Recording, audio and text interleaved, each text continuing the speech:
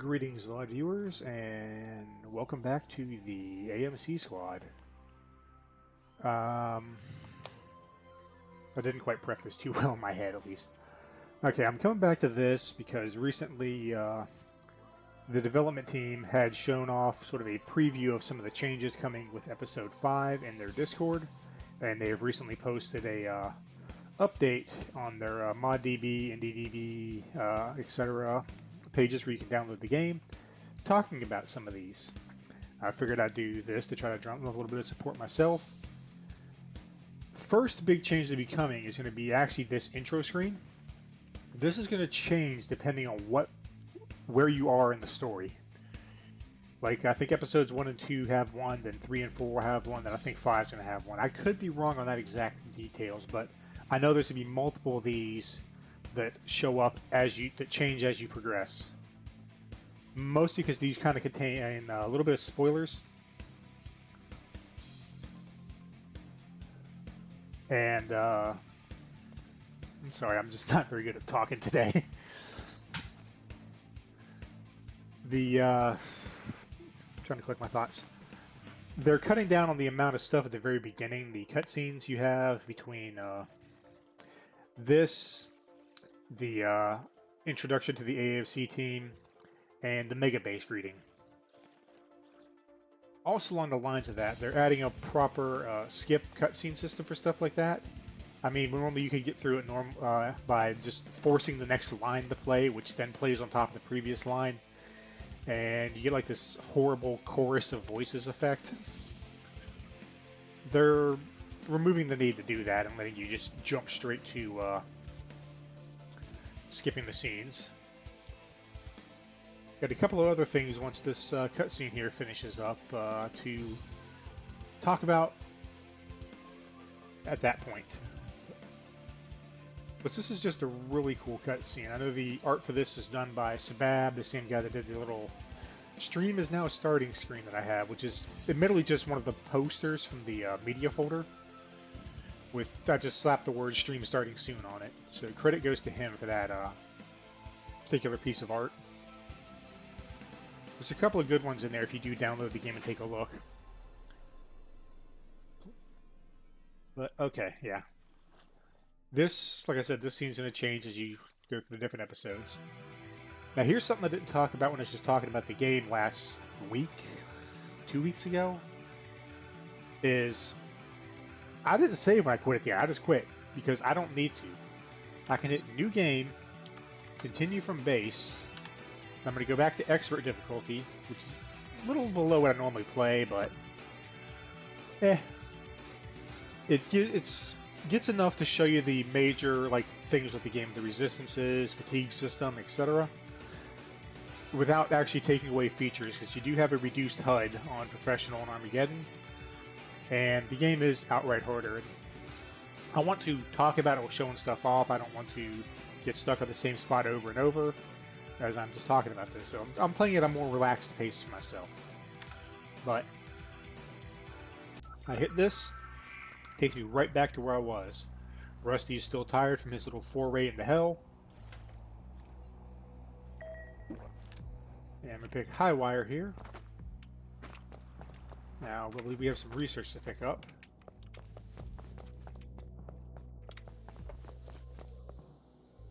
This... Interested in any research project? I double-clicked. This is something else that's going to be changing as well. We're getting a new screen for this, which is a lot less dead space and a bit more concise and explains things a bit better. You're getting a new layout for the research screen. I've got some serious cash on hand, so I'll pick up the Precog Brain, which has a cutscene. Excuse me, I don't know if you heard that. I'll show you what that does when we go to start our next mission. And then I'll talk about the planned changes for that as well. Universal Constructor, this is effectively, it's a prerequisite research that you need to unlock other ones. Like, you need the UC for the teleporter here.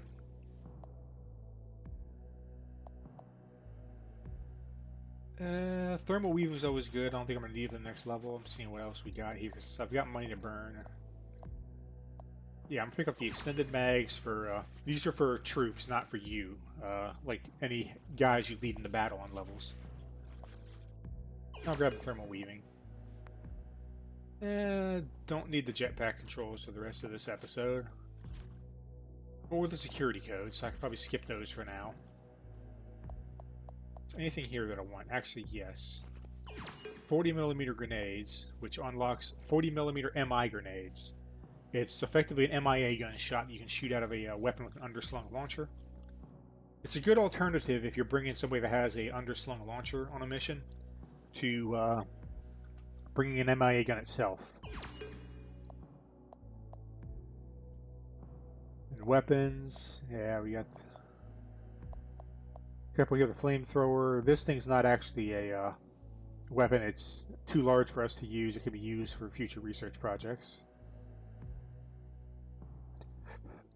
Yeah, I think I've got everything I can get so far.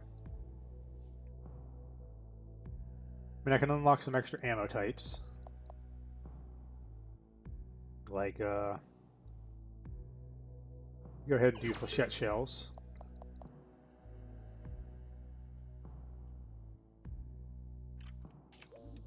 I'm going to save a bit of money, probably buy some factories, because that's one of the other things I do want to talk about. Oh, good afternoon. This medical converter kit is a miracle. No more wasteful overflow of healing items. No more limping across areas to retrieve earlier medical caches. Honestly, we've outdone ourselves. Yeah, like I said, whenever you, last time, if you have research projects completed, you can talk to the scientists, and they will discuss them with you. But other things they have planned changed is up here you got a couple of these people we can talk to. We don't need to. There will be a working menu up here that you can actually spend supplies to buy food buffs for missions. They'll give you minor things like a little bit of extra health, maybe a bit of extra run speed. I think are the two that I remember seeing them playing around with. Didn't get the full breakdown of the foods, but they'll show up eventually. Also, little sneaky secret for people. Scanning this thing here is a scan for free brochure. Has just unlocked a weapon. Which I don't think I talked about that last time. So I'm going to make another little side trip out here. And as I mentioned before, this is based off the date and time on your computer. In fact, if you play this next month, October, there will be some pretty big changes out here, as well as an additional map. I think I talked about that a little bit last time. But if you head all the way out here, you find this black market weapons dealer. He is from Imagination World. He would help James by providing him with equipment and ammo.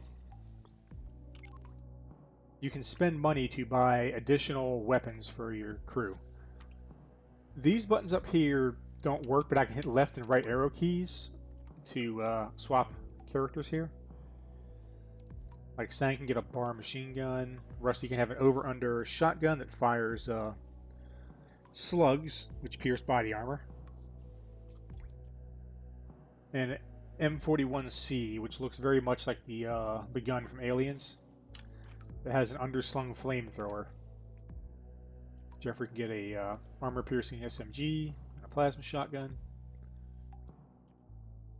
Miko can get a Magnum pistol or a nail gun, which works very similar to that temporary nail gun that I picked up last time. That's good for dealing with armor-piercing armored targets. And here's the thing I just unlocked by scanning that brochure. It was a Mars Defense Force plasma gun. Has a very high rate of fire, but has overheating issues. And James can get him right now a FN57 pistol, as well as an MP5 with underslung 203 launcher. Zaxter can get a armor-piercing SMG and a quad-barrel shotgun, which is a little bit ridiculous, but still amazing at the same time.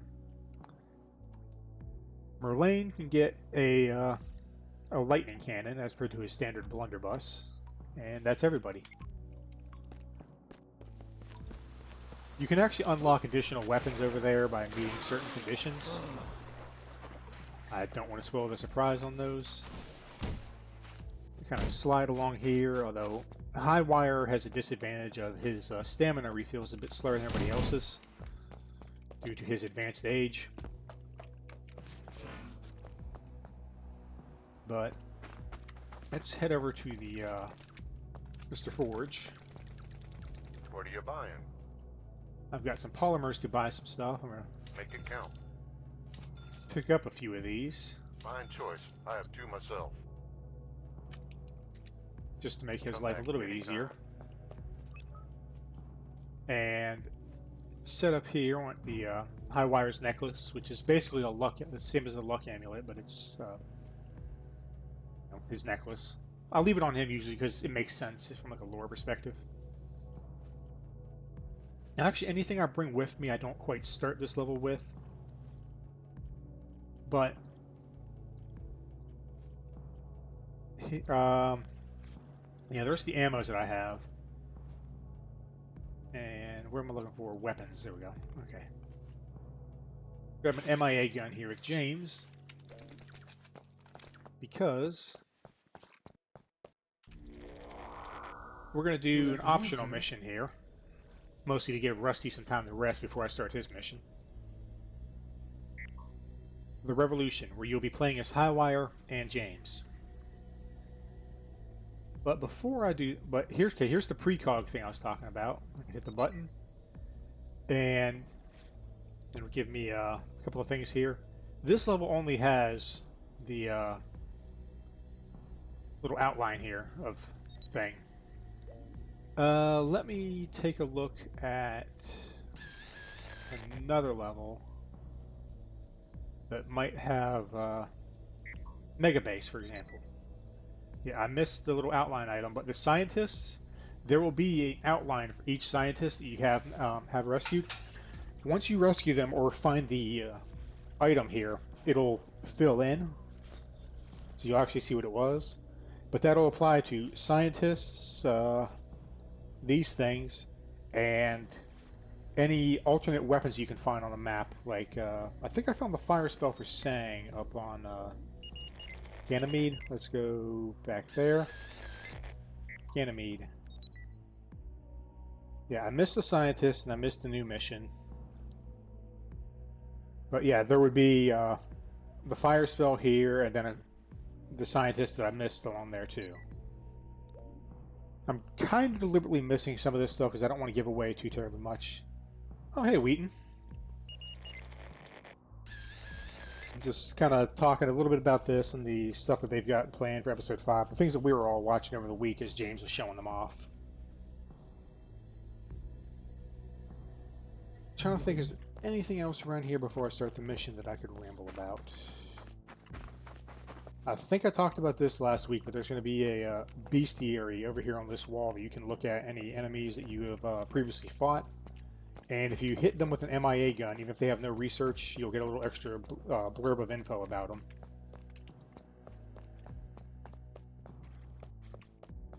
I think that might cover most of the stuff that I could really talk about here.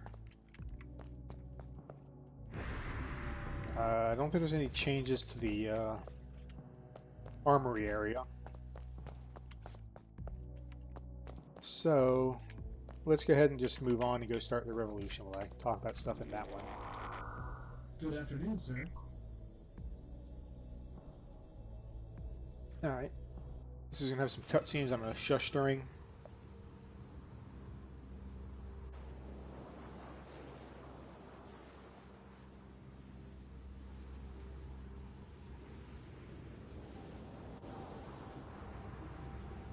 Sir, we have captured an intruder. He was about to sabotage the cargo. An intruder? Bring him in. I want to exchange words with him before he dies. Men, this intruder here is probably EDF's finest agent, James Stanfield. judging from the fact he didn't kill any of you imbeciles, really confirms he is on a pacifist mission. EDF's finest? Hardly.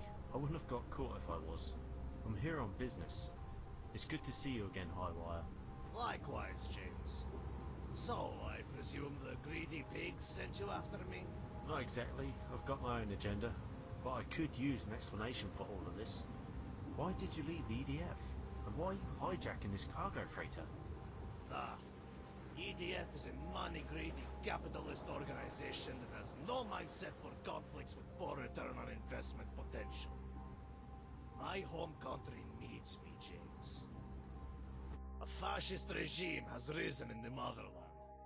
Several years ago, a coup d'etat was executed by a powerful organization called the Empirical Union. It was carefully planned through many forms of corruption inside the country's law enforcement, and peaked during a violent riot during which the main palace was taken. Let me tell you, James, the country is being run by a bunch of thugs piling up their own assets while leaving the people in the cold. There is no safety, no prosperity, and if you refuse to adapt to their ways, they'll silence you. It was Vladimir here who asked me to help his crew of men willing to resist against the Empirical Union. The EDF wanted to keep things low profile due to so-called lack of funding. I was disgusted. I quit my position at the EDF, pinpointed the coordinates of this freighter, and hijacked it with Vladimir and his men. We needed the guns on board, and now that we have them, we set sail for the motherland. Crush the Empirical Union once and for all. A noble goal, but hijacking a freighter is a pretty serious crime, you know. The EDF's not going to welcome you back with open arms, but judging by the scale of this situation, I doubt you really care. Highwire, there's only about 4 people on this planet I'd ever consider letting off the hook for stuff like this, including you. So, you're going to join my cause? We've worked together for many years now, and I know that you're not afraid to get your hands dirty.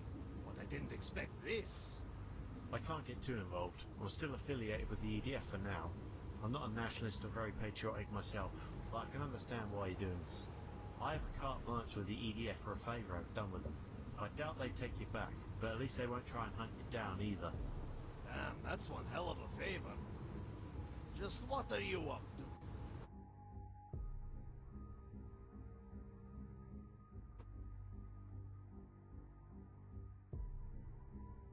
This is where it begins. I'm glad you're here to bear witness to this historical moment, James. Let's just hope it's for the right reasons, okay? To arms, my friends! I trust the battle is proceeding well. What? How near the palace are they? And you're ringing to me here, telling this to me when you could be on the front line killing them! You fools! You want our dreams to come crashing down around our feet? Go out there, find this man and kill him! I will not tolerate anything else! Okay, that wraps that up finally. One thing I always thought kind of odd with that is the EDF, since this is the EDF of the Duke Nukem universe, exists to deal with extraterrestrial threats after the whole cyclone attack thing. They're not to play UN peacekeeper. The area's a smoldering ruin. There should be a pretty straight path to the palace from here out. I'll give you a shout if I see anything interesting. But there will be a couple more of the changes that they showed off for this in Episode 1 are new enemy types that'll be showing up not just in Episode 5, but in other levels as well. And since I'm Highwire here, I do have the advantage of he can command 4 troops at once. One of the big improvements that they made with Episode 5 is Vlad stops getting stuck in corners. He has this obsession with sticking himself in corners. In fact, if I get him down that alley, I'm going to consider it a win. Because he just has this tendency to just disappear off on his own, and he is probably stuck in that corner behind the tree.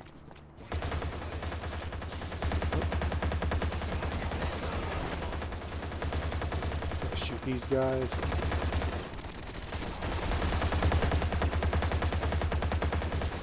AI dudes don't do too well with shooting from cover or vertically. Alright. Yeah, Vlad wedged himself in that tree. He always seems to be doing that. I know that they've fixed his AI to do that. He might wander off around still, but... Apparently I got one of these off one of the dead. A AK-74. Which, pretty standard assault rifle type temp weapon with a, oh, there's a guy up there.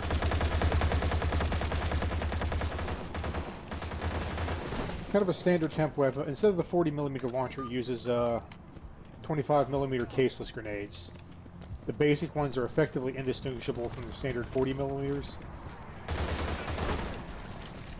Where they matter is the different special grenade types.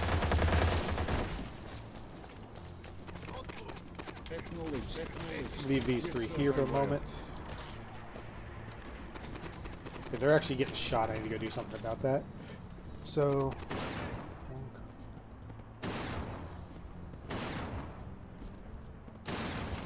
snipe them down from a distance. Yeah, there's the mantling system I was talking about before.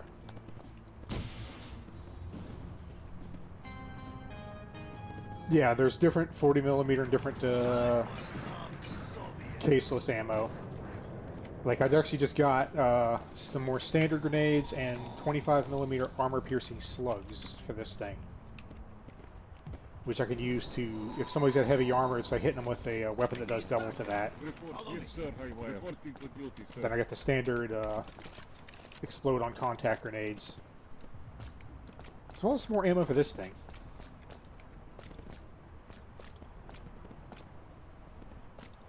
I don't think it does, Wheaton, because I know the detailed screens say this uses 40mm caseless.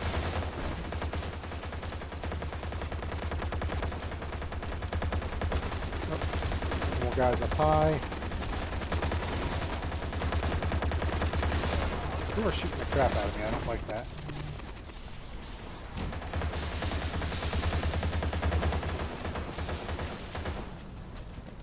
Alright, took them down.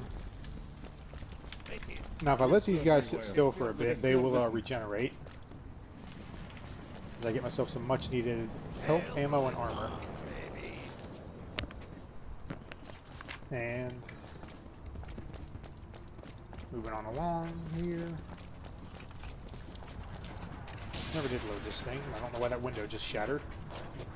Vodka, which is basically steroids for high wire. It also makes him regenerate health when he pops it. And a MP40, which is actually getting a pretty significant buff.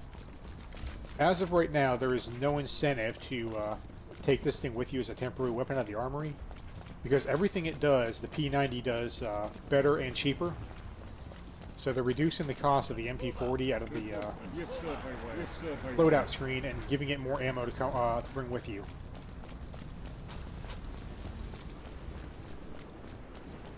Crap, I know what I forgot to do. I meant to spend that money I have on buying a couple factories. Oh well. Move on along here.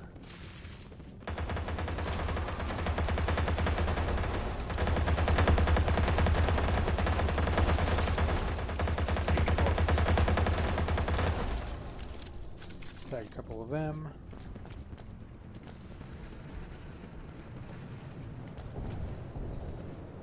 Yeah, I knew there was a bit of difference between the GP25 and the M203, but I wasn't familiar with the details. Wheaton here is one of the guys from the AMC community, and he knows his guns pretty well. But, since I just thought of that here, this screen is also getting a bit tweaked to be a bit more informative than just health, max health, and armors. It's going to tell you, like if you have anything that increases your stamina, like a food buff, it'll let you know here. If you have, it'll let you know if you still have this dodge roll or the slide if you're Merlin. They're trying to, you know, make that a little bit more useful, because right now there's not much point in using the stat screen Unless you're playing a character who doesn't have a health number, but a health bar. Or ammo. Then you can use it to see exactly how much health you got.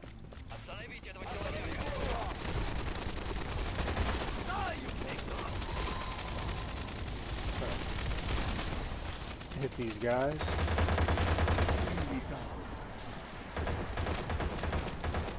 I don't know if they got it working with this, but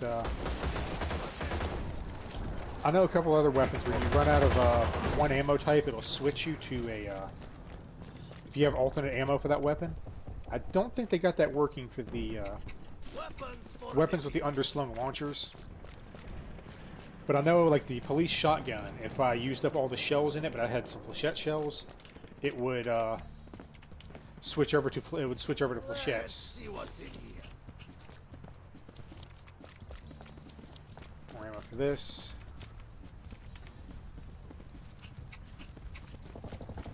FN foul, which I'll be grabbing here in a moment.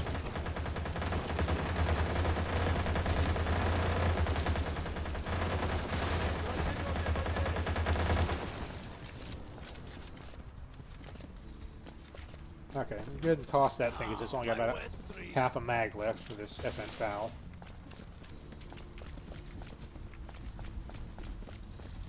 Yeah, I think there's actually enemy. Yeah, these were actual controllable things that have all killed each other.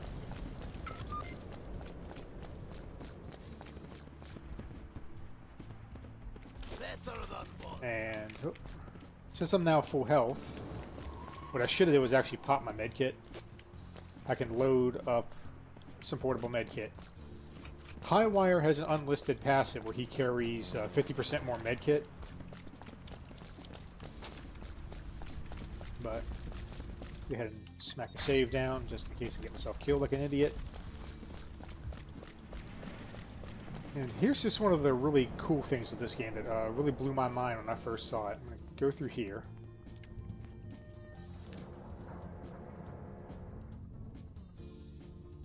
Now I'm James. Load his guns up before I step around the corner. He starts with night vision on this level. Hit them with that. Wanted to get the research project in this level, which is off of any of these troops. But Highwire does not start with a whatchamacallit. So I gave it to James. He'd get one later in the level, but yeah. Okay. Anyways, and another neat little tweak here. Let's see, are any of these guys still alive? Yes. Cover me. Reporting. Let's mosey. If you say so, sir. Yeah, these guys are a little bit more disrespectful to James than they are whenever you tell them to follow you as Highwire.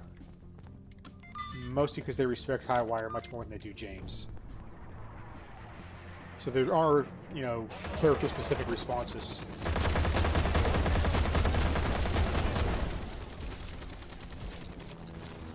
This thing is real nice for putting lead down range, but the reload time, if you emptied it, takes a bit. There are ways to mitigate that, however.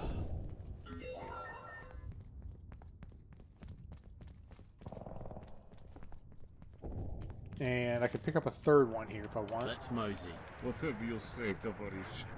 Since, yeah, James can only command 3 at a time. Nothing of value here.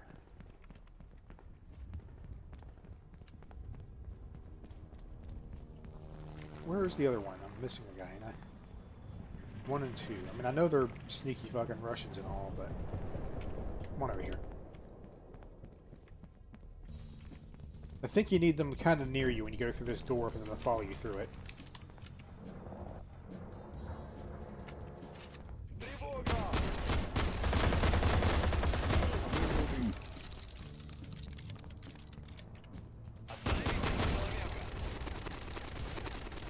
Kind of let him hose the area down.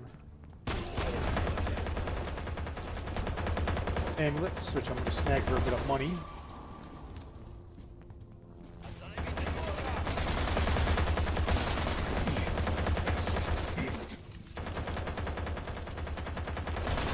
Oh yeah, something that James said they added is these guys will go into a, well, not just these guys, but any sort of controllable recruits you can pick up will have a down but not out state that you can go over and help them back up. Wait here for a sec. As opposed to just letting them die. I mean, I think that might still be an alternative for the particularly heartless, but... Alright, I guess every guy's still back behind the door. But I'm going to leave him behind.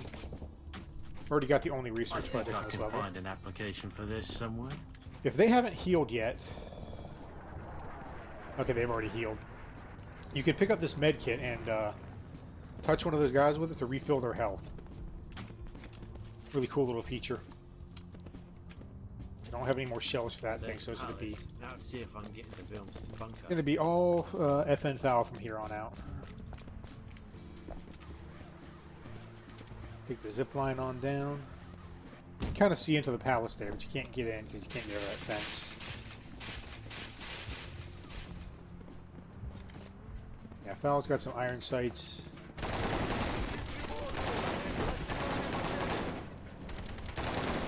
I remember showing this to a buddy of mine who's a bit of an obscure gun nut, and because anything he plays that's, you know, sort of like semi-realistic, and it has an FN foul, he will use it no matter how terrible it is. Now, toolbox I grabbed with James. British engineering at its This, finest. another tweak they have planned for episode 5 is this screen's actually going to be visible without having to use it, so I can see that I turned off that force field. So you can see, hey, yeah, this is definitely off. I like the foulness. It hits pretty hard.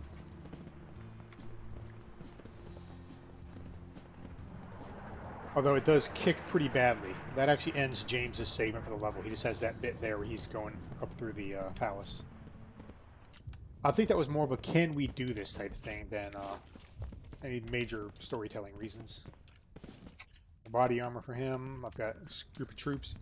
Now, if I had managed to get Vladimir's dumbass through here instead of getting stuck on the tree, then he'd be hanging out in here too. And What are you buying? one of the other big changes that I was trying to bring up, but kept slipping my mind, the supplies are going to have more of a use than just calling in airdrops now. You'll use them to buy the food I mentioned earlier. And these terminals, I'll actually be able to purchase ammo and equipment from. Like special ammo for like 40mm grenades if I need them, or just more bullets for high wires guns. Whatever I'm playing as. It gives you more of a reason to spend supplies because you don't have too much reason beyond get back into the tank.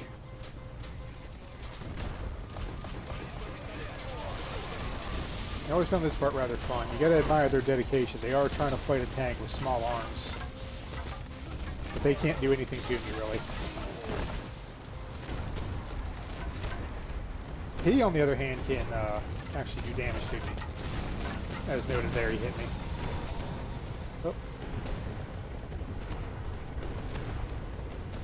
I don't know, I think they might have also cleaned up some of the code. I know there was a thing a bit in episode 4 where, depending on like your frame rate and such, the tank would vibrate really bad. Like I'm actually kind of seeing that on my my streaming software screen. It's sort of bumping up and down a little bit.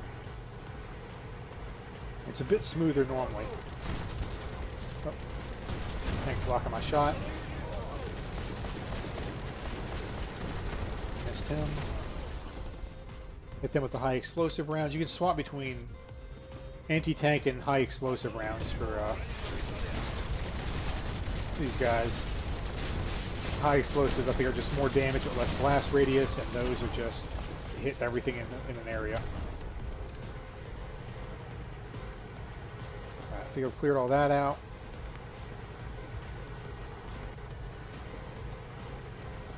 Now, let's head on over here, and we got another... Oh. The tank needs a blast.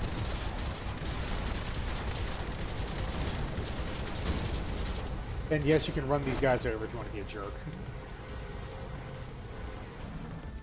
Alright. Now, see if I can pull this off. It doesn't do anything, but it is a neat little tidbit here. A haul ass, you hear a helicopter coming in, a little bit over the tank engine. There's going to be a helicopter over here dropping dudes off. You can actually gun it down. I'm also just spawn camping the guys as they come out of the helicopter. It's incredibly durable, but you can destroy it. A couple of us have asked if we could get like a little Suedo achievement reward for doing that. Like there's a few others that unlock music tracks. I did all that to get a C4, which seems rather redundant because, you know, I have a goddamn tank. Here comes the boom. Blow that open. I'm gonna go back and go pick up a couple of troops from the outpost here. Left them back here so they wouldn't get in the way. Let's move out. Reporting, Hello? comrade. Hello? Comrade. Yes, sir, Highwire. And there we go. I haven't got to tinker with this yet, and I'm probably not going to use it at first, the RPK. I'll show off the neat thing that it does.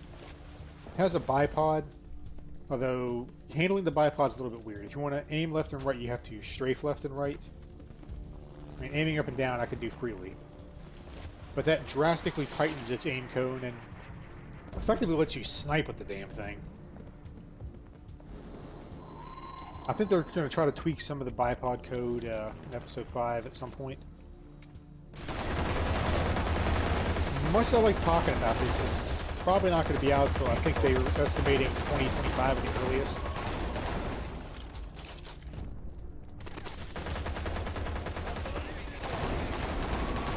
These dudes out.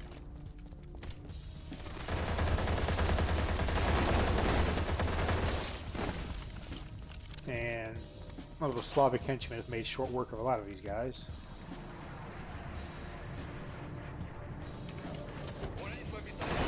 This part here I feel plays very like old school Rainbow Six, not the new crap that Ubisoft craps out.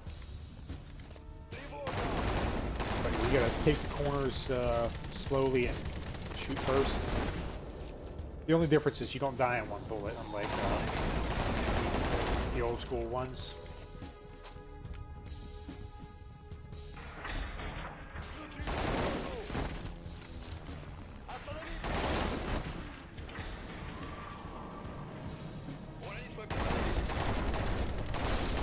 Ducking will at least make the bloom come back faster, and I think since the FAL counts as a heavy class weapon, it'll also tighten up whenever you crouch. Get a few of these guys and a key.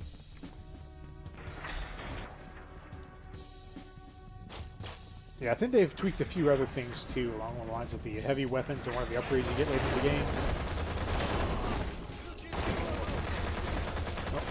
Foul. I just kind of went to the pistol by default there. It may not have been the best choice to do. Alright. Where'd your friends go? There's another one of y'all. Okay. Yes, sir, Highwire. Gather up my merry little band of tracksuit wearing goons. Yeah, I don't know if I mentioned this, but this level is supposed to be a flashback to back when James was still in the EDF before the AMC team was founded. But here's a fun little trick I like doing on this level. I can drop a grenade with high wire by right-clicking, alt-firing it, and it'll go off after a couple of seconds. And those guys just pretty much ran right into it. Let's move out. Reporting. Let's move out. Pick my Yes, goons sir, back up. Yes, sir, Highwire. I don't think friendly fire exists in this, but I still don't like to take the chance there. So let's just go ahead and use this thing as I need some bit of accuracy for this next part. Don't look so smart with a face full of holes. Yeah, they'll give you little one-liners whenever they kill people at times.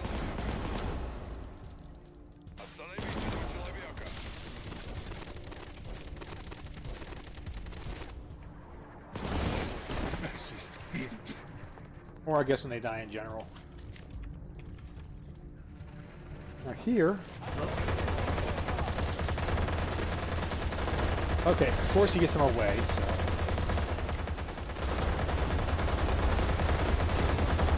Got the bipod mounted on this little thing here, and I'm then aiming it to plink these dudes down from it. distance.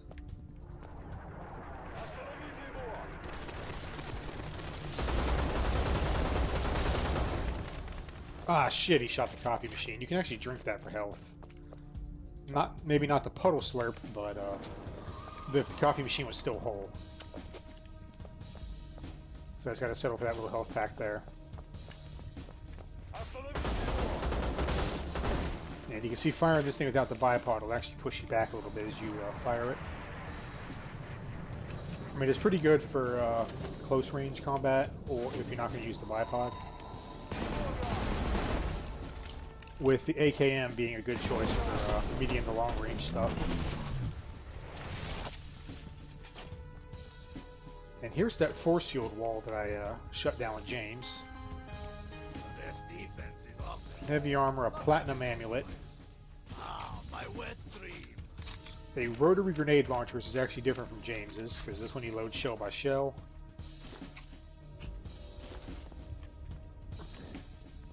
Portable medkit if I needed it, but I don't.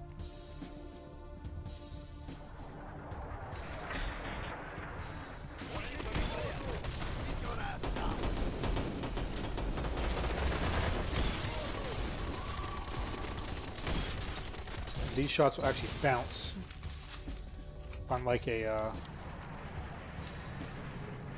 Oh, I do have some of these left, okay. Unlike that, which is a contact grenade. Another key.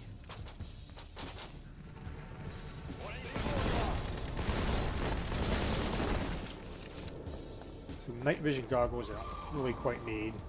So they look kind of like some of them old school heavy ones from the like 70s, 80s era. And, okay, I'll show this just because it's a secret. That this monitor is a little bit different color than the rest. Because it's actually a switch. You hit it, I get a little high wire chibi doll. That's what that little outline was on the other levels that I had skipped over. There's the little collectibles that you can put in, that are put in the base. I appear to have left my merry little band of killers behind.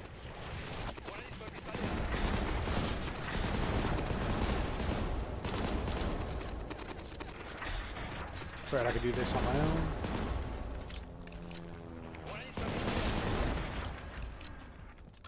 How many keys do I have? I have 2 keys. I need 3 for this level. This actually takes me back to start.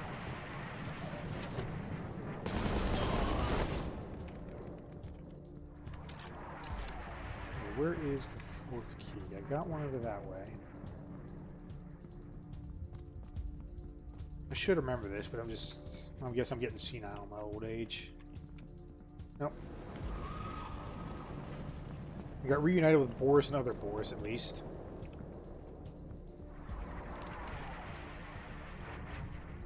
Okay, where is the other key?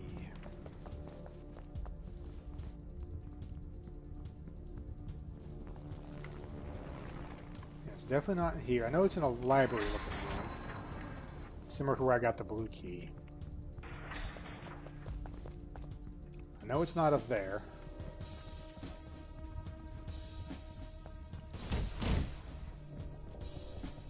Don't think it's through here. I think I already cleared this area out. No, I didn't. This is where it is.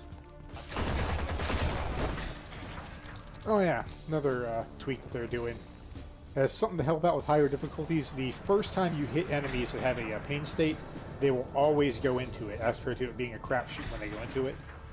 It's still a chance after the first hit, but it will help you on getting that initial hit and hopefully finishing the enemy off when they can kill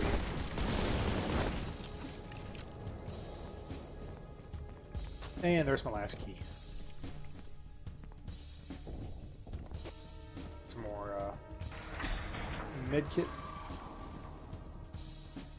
So I carry my max health plus 50%.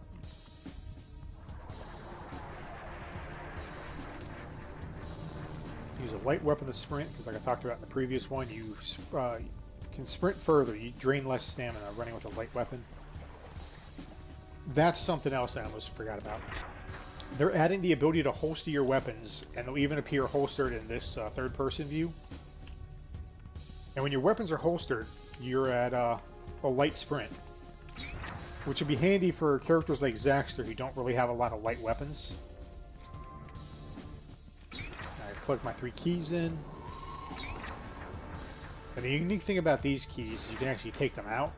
So I put those 2 in. Leave these guys behind because they can't follow. And we move on to the next section. Weapons for the people. Yeah, they give me a this thing. Now, if I had brought a temporary weapon with me, it would be here in that MP40. It'd be sitting there on the ground. In fact, that's how you would bring an MIA gun in here with Highwire. Now those night vision are a little bit more useful.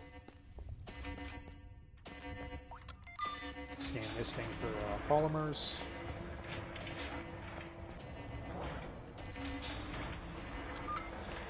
And something else I wanted to bring up, but I can't remember what the heck it was now. My mind's slipping.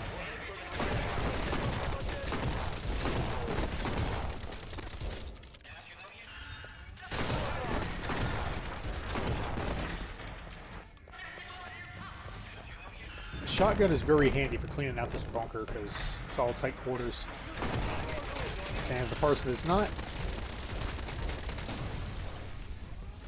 Okay, the grenade went off too fast because they go off on contact with enemies. Otherwise, they'll bounce for a bit and then go off. When you throw these with Highwire, you'll actually see like the spoon go flying off. I got one of these left, which I'm going to use to do Russian hostage rescue.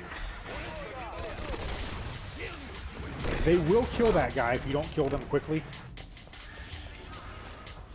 And the joke there being how the Eastern Europeans don't really care too much about casualties with that. I think there was something like some Georgians gassed the place with knockout gas and killed half the hostages. Whereas my way of breaking them out just involved firing a 40mm grenade. Yeah, if you save this guy here in the past, I know that's kind of confusing. There will be, he will be over by that shopkeeper I showed earlier, and there will be additional weapons, primarily for Highwire, available to you. He actually expands the shop.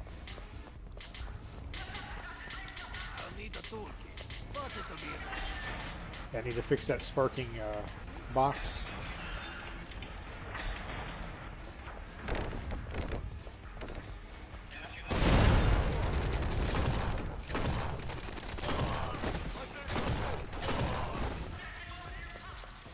And we're just going to keep moving through here.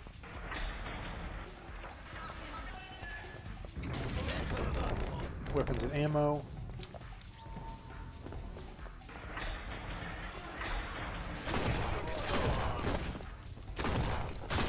Yeah, normally I can get them with one well-placed headshot. Yeah. I can't remember if these guys are getting that propped up against the wall death animation like some of the other enemies have. That's being added to a few more characters, as well as a sliced in two animation for those that are killed by the likes of Merlin with his battle axe. And since I did show off the chainsaw during the disc-based mission, that's getting some like not quite third person, but like a almost cinematic kill effect, which is going to be really cool. At least added to some enemies, not all of them that you can kill with a chainsaw. Now that I have a toolbox, let's do.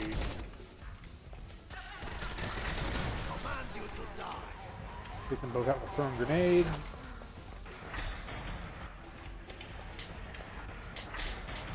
I have a vodka, so I'm going to drink the one that I have.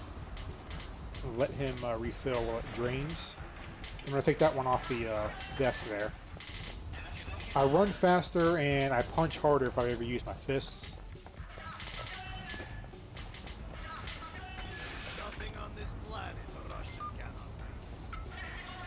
Okay, that consumed it, but Highwire also has a passive, I think, 50% chance to salvage a toolbox that he uses, unless the repair is set to always consume the toolbox.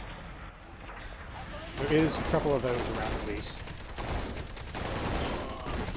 because Mickey, one of the characters I haven't gotten yet, has a 100% chance to salvage toolboxes.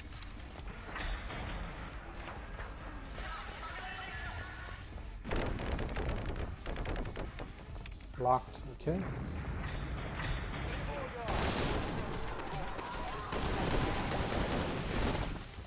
Yeah, weapons that have iron sights and like reflex sights. Rather handy in that slow motion if you still need a crosshair, because you can do that and still shoot accurately. Some ammo.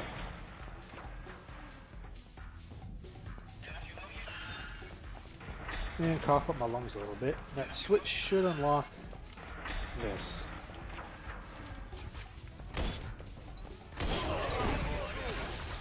Lob a couple of grenades in there. That should clear that out.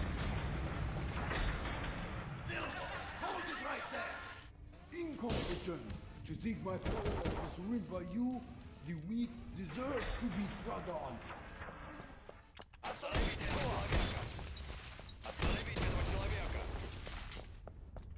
And breaking a rather important rule, do not bring large grenades into small rooms. But it clears this area out kind of a bit. So I ain't got too much use for these now. I'll show you the spoon thing I was talking about.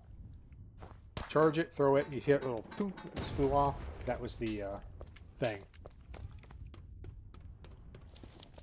Neat little detail. I know that they do like a lot of that detail with this game. Same with... there's now brass on the floor, and if I had a heavy enough carpet of brass, I could walk on it and it would tinkle. Yes, I know how that sounded after I said it. The RPG-7, because, you know, that's another classic Russian weapon. Now, if I paid attention to what the guy that I rescued said, he mentioned this guy has a armored power suit. I'm going to need to fight him. This is a boss I struggle with at times. Mostly because the RPG here has a massive fucking blast radius, as well as damage, and that hurts, and I'm dead. The RPG has an incredibly large blast radius as well as damage, so you can easily one-shot yourself with the thing. Fortunately, the game auto-saves right before you start this fight. Pop my medkit. There's a spare medkit right there that I can use.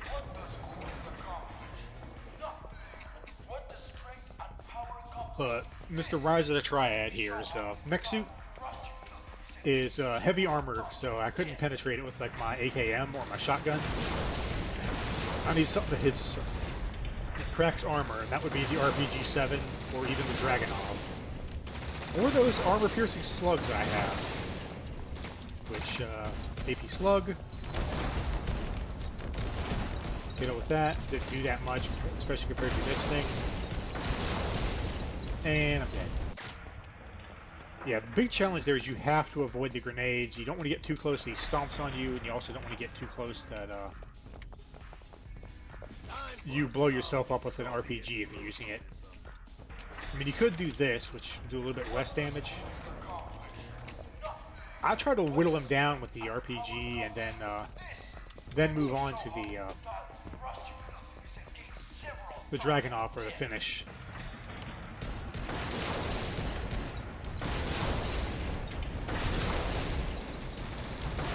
Way of that, and then take a grenade directly to the face because I tried to switch directions. Yeah, like I said, I struggle with this boss. He's rather unforgiving. I mean, there are other bosses in this game that I think I've actually legitimately upset one of the devs with how quickly I took him down.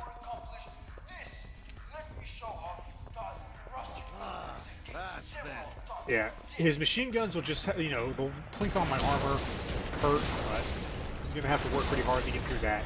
This high wire has heavier armor, which will actually absorb 100% of the bullet damage until it runs out. And I got stuck in the box. Yeah, this is looking rather embarrassing, I know.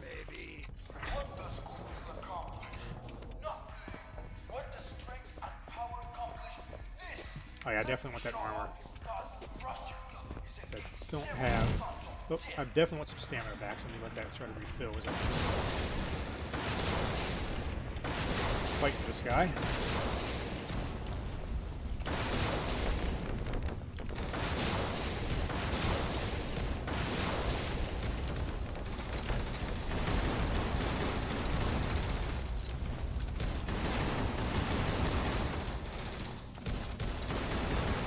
Yeah, bunny hopping works on most guys. The problem is this dude's grenades bounce, and one of them just hit him for no damage. There we go. Pry you off of that giant tin can. You can stay and rot in hell.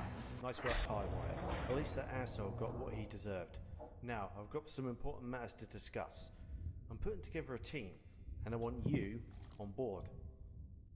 He is probably the third hardest boss in the game, in my opinion. He's not even really that difficult of a boss. He's just a mech suit. It's just that particular environment makes him tough.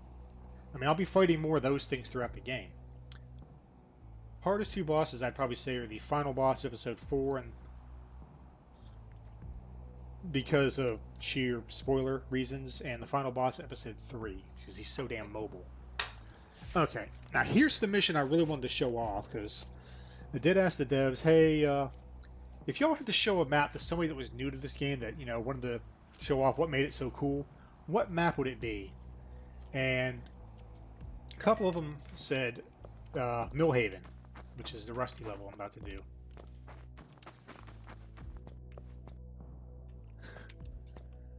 Hello there, Ponderin. Here's that little high wire chibi that I got. You can actually fill out most of this shelf right now. Well, not right now, but throughout the game. It'll stack up as you collect them. I got one research project that I'll pick up, even though it's not going to be of any use on this level. We have new projects to research. Oh yeah, I got some 40mm caseless that I unlocked because I found some of those. And the AMC Trooper laser gun, which buffs AMC Troopers you're with, that has a weapon that works on effectively everything. How interesting. Since they're subject to the same rules as you, they just don't have the full arsenal that all your other characters carry. It powers them up quite a bit. And I got the 40mm slugs I can pick up as well. I'll grab the caseless grenades, and I'll grab the caseless slugs. And I'm going to make sure to actually buy the stuff that I was talking about here, the factories.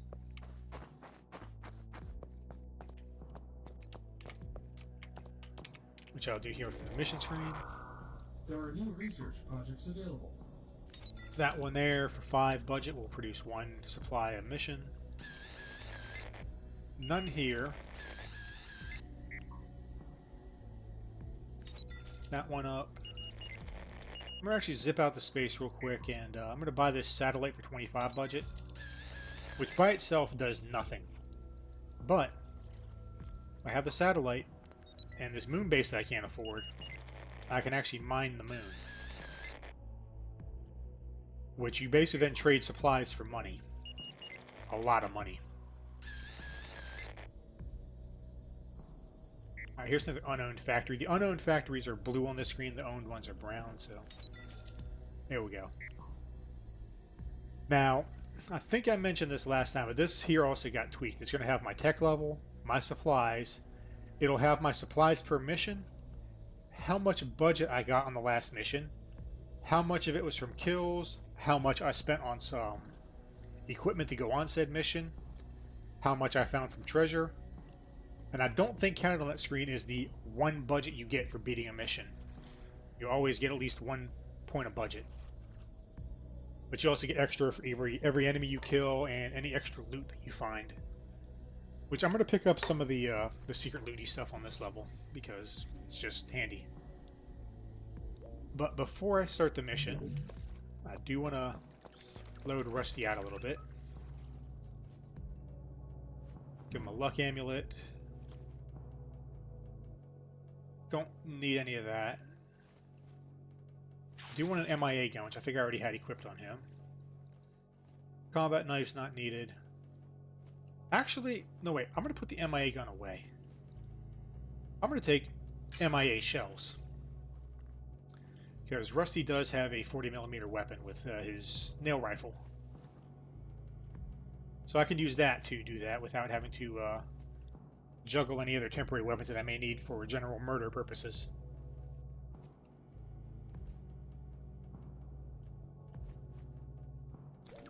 Alright. And do I want to buy any upgrades for Rusty? I'm a big fan of this. It's not so much accuracy as it is less kick per shot on the revolver.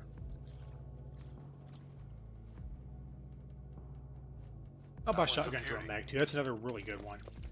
It turns his semi-auto shotgun from an 8-round magazine to a 16-rounder, which you can use to just maul somebody. There are new research Now. projects available. Okay. Actually, real quick, I'm going to poke Mega Base here for this.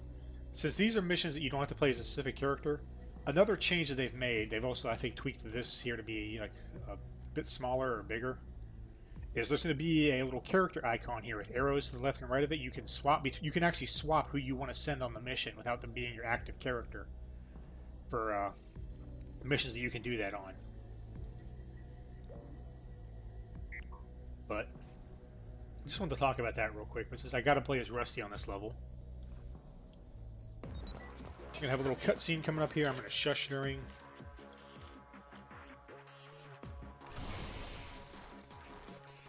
Enemy spotted. Incoming.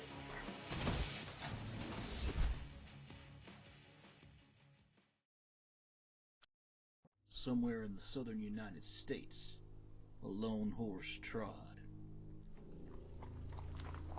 After many days of intense heat, it was eventually intercepted by a band of merchants.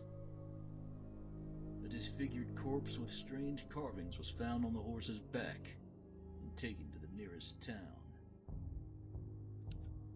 The carvings were deemed related to that of the occult, and immediately, higher authorities were alarmed. Whilst an expert in the occult, arcane, and black arts was dispatched to determine the origins of the man, a storm grew ever larger to the west, filling the air with fear, desperation, and horrors too unfathomable to describe with words. Into this storm, I went.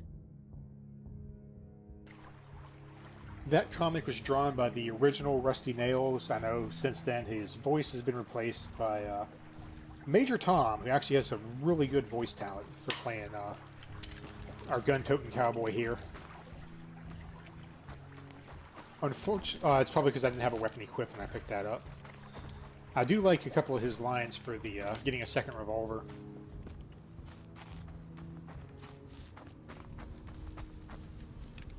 Oh yeah, I think I need to do this now before I get copyright slapped. Yeah, okay, for right now it's still Hive Boss's music. But this level uses some music from 9 Inch Nails, which has a Creative Commons license for Ghosts and Redata or something. I don't know the exact titles. I'll check the map because you can actually see who made the map and who did the music by looking at the map screen. But my videos for this map have been copyright claimed because of the 9 Inch Nails music. It's a Creative Commons license, I believe, that you can use this stuff, just don't make a profit from it. Which, obviously, the AMC team does not profit from this game. They give it away for free. And I do not monetize my videos, so same thing. However, if I did monetize my videos, that one there, all money would go to Mr. Resner or whatever soulless music company owns the stuff. Enough of my ranting, though.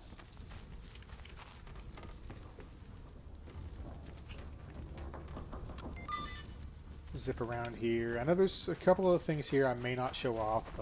Wheaton, I know he knows this, a lot of this game about its inside and out as I do, which is to say far more than we really should, but I at least want to let anybody who's new that stumbles across this discover some of this stuff for themselves.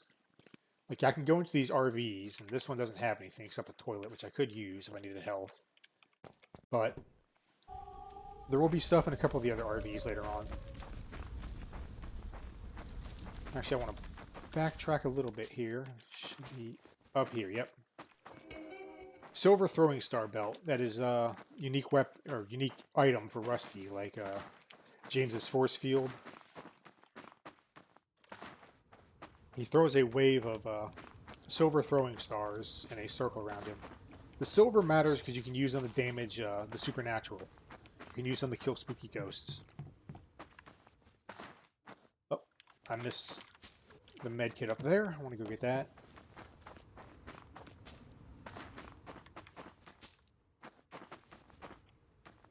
How do I get up here again? I can actually just vault up there, I guess. Yeah, that works. Now I gotta circle around, okay.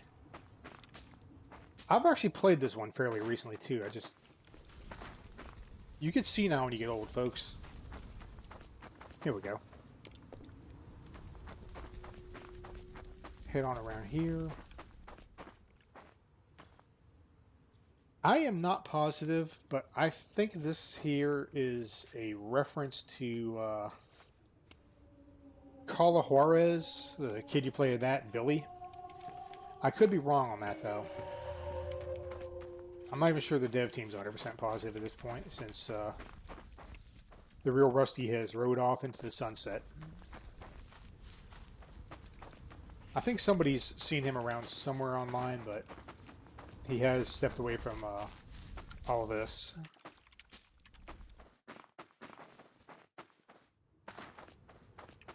I know there's still a few of the original team members left besides James. Sanglis, still around. He does a lot of the other coding on this besides the mapping and the like. Well, he does also some mapping. He does a little bit of everything, kind of like James does. 21st century. Extra stuff in here I can scan.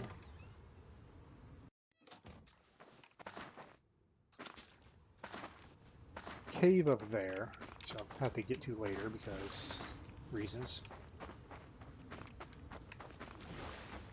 Move on along down here. So I can go up here. There's some extra stuff, I think. Another RV. I think I can actually drink that if I needed health.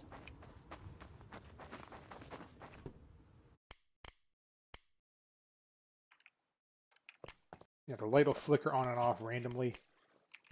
I've tried like recording the pattern of that. It is actually just random. I thought it might have been like Morse code or something.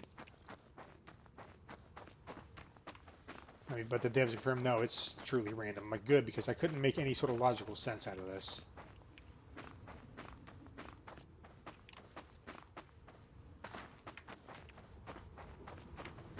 Yeah, I know this feels kind of barren with the music turned off, and I really feel bad about doing that to High Wires music, but I don't remember when the 9 Inch Nails kicks in, but I don't want to get copyright slapped again.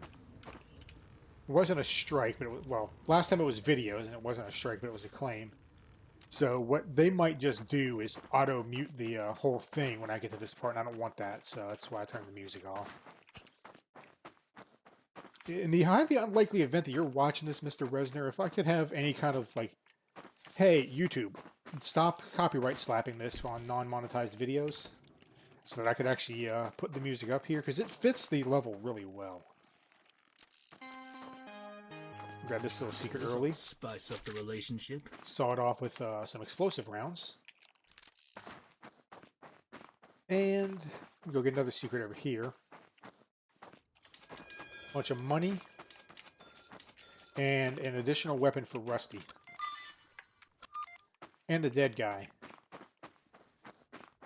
I don't think it is, but my best guess is that's a reference to a Sean Penn movie, either Wrong Turn or U-Turn, where he's stuck out in the desert after having screwed over some mob boss, and he is trying to get the hell out of Dodge for this guy. Catches up to him, and his car breaks down. And he's stuck in a small town trying to find a way out.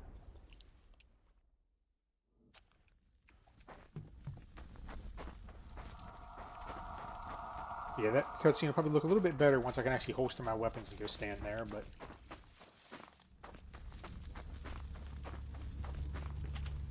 Yeah, that's a neat little feature. Locked from the other side. However, I can go in through this little door up here. Yeah, that vent is actually not crawlable. In fact, if you look really closely, you can still see the wall texture behind it. Now that's more like nail rifle. And Rusty could talk to this dead guy. He said he was a soldier and that some group just came through and killed everybody in town. I mean everybody, the women, the kids. Load the nail rifle. And I'm going to stick the MIA grenades in it. And I can talk to this guy here who kind of tells you the same thing about these guys. Killing everybody in town. Their leader had a good old Texas accent. And it says, have a drink on him of some Southern Comfort mixed with nothing else. I could chug like probably 10 of these bottles for I'll get drunk and throw up. And they'd heal me. In fact, I'll do so.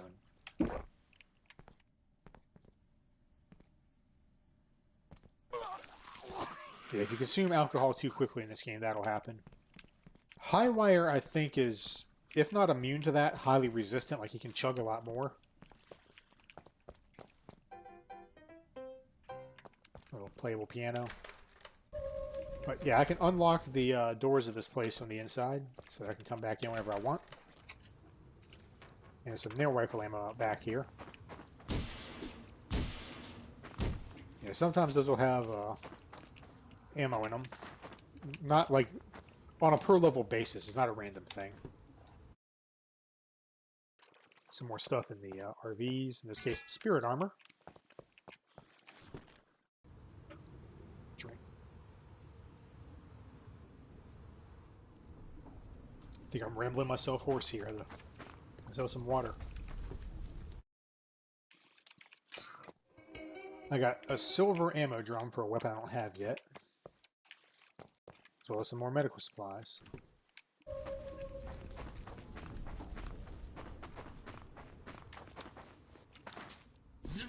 Climb on top of the RV. Don't know if this is an actual secret, but there's some supplies up here of there's night vision and some body armor. Now, older versions of AMC, like before I discovered this, Rusty's night vision used to be a pair of sunglasses. You know, it was called up his night vision shades. In fact, there's this neat little sleep inform. Nod to crap. The name of the movie's escaped me. It's Roddy Piper. They live. That's it. They live. Head on me to the police station.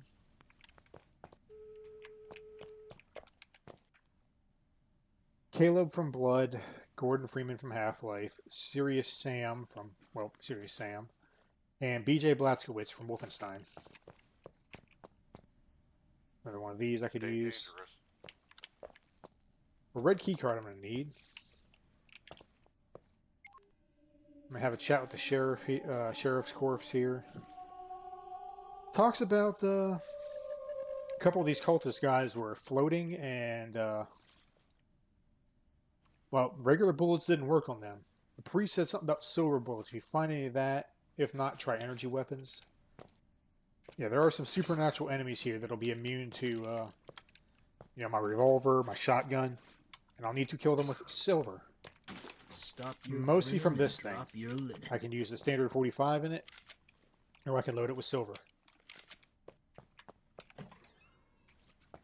In fact, I don't think it's in episode 4, but episode 5, if I ran out of the standard 45 in this thing, he would load the silver automatically and then keep firing that until I'm out of both. Gotta find a key. Yeah, Major Nelson's guns is unfortunately locked and I can't get in.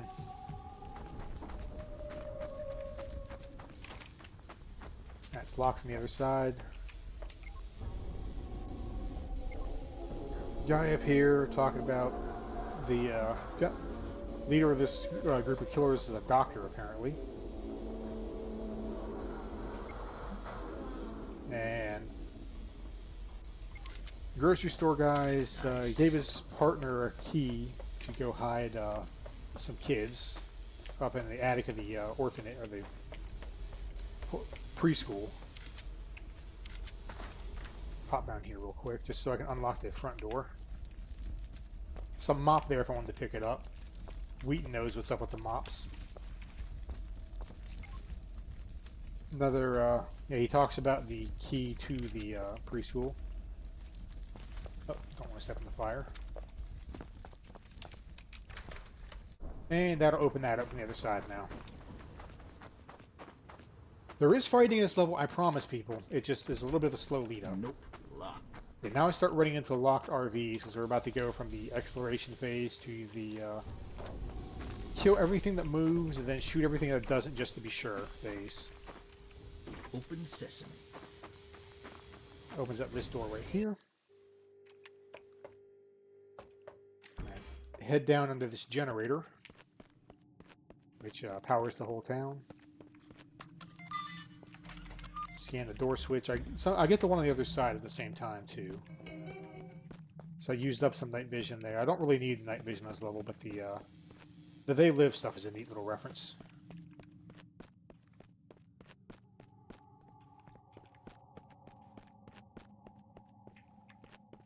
Crates and a couple of flowers in that drill thing, kind of like we saw on Disc Space.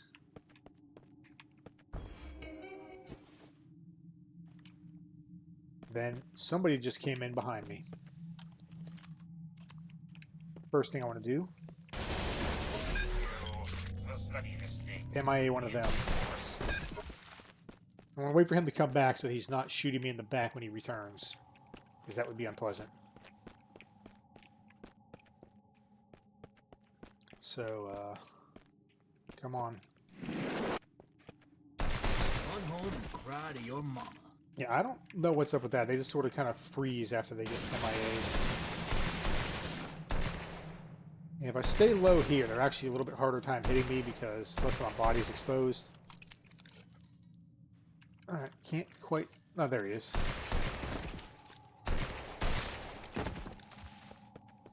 Yeah, weapons do sort of a random damage roll, too. Sometimes I'll one-shot them, sometimes in a second.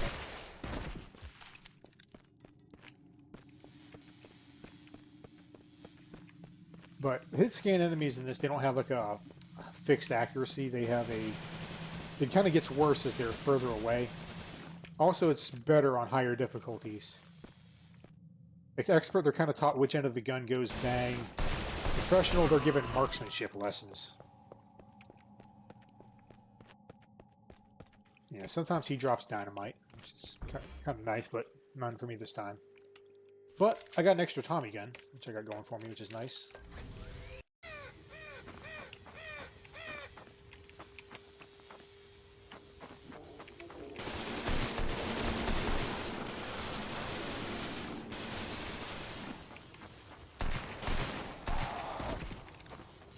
Yeah, these guys are kind of nods to the cultists from Blood, but they don't do the whole Kudux Kuro that's become their signature, because that would be a little on the nose.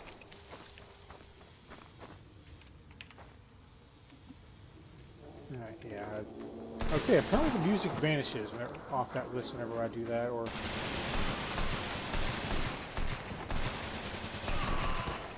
Yeah, they're kind of chewing up my armor a bit, but I got them.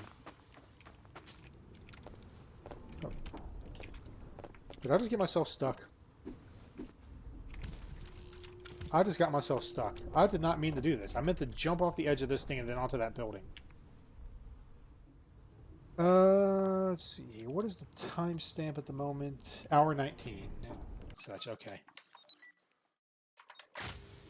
Ah, crap. Oh, okay, I'm right here at least. I didn't lose that much progress. But I did just lose that much armor. Yeah, I'm going to mention that to the team once I finish up here.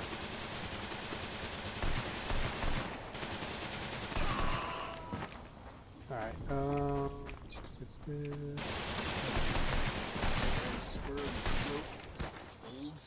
yeah, I came out of that missing even more armor.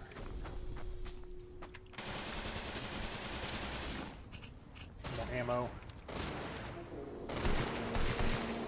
And there we go. Okay, I think I've managed to clear the area. Let's save after that whole incident with that stupid tower. I got a block of C4. And I got the guys behind me. This would be cheeky. Good, bad. Okay, they already separated, so I can't nail them both with a grenade. I was hoping to get them both before they split up like that. Switch back to the MIAs. And set my block of C4.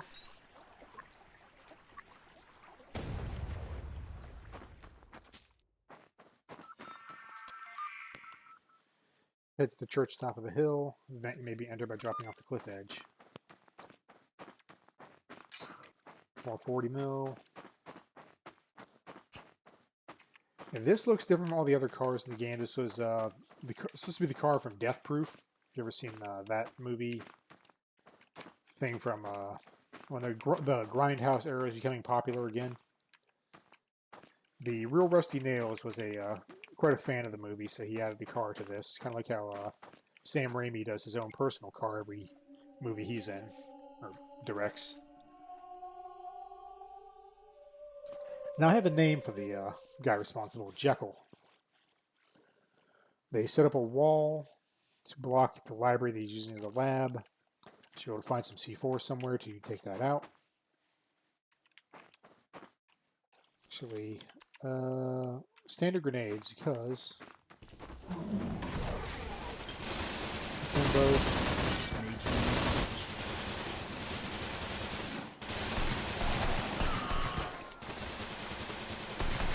yeah, and I'm kind of getting my ass kicked here, but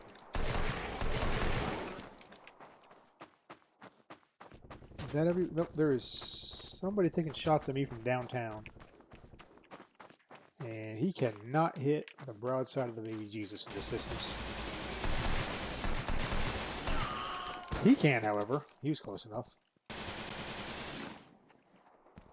Alright, he just stepped off the trailer, but he's coming here to get me. And died. Alright, nobody back there. I think there's a few dudes out there at extreme ranges, but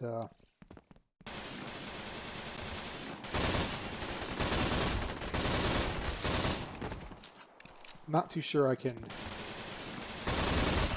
You guys go away. I'm trying to talk here. Thank you. Rude. Got my med kit and I'm kind of hurting. There's a couple of them out there at extreme ranges, but I believe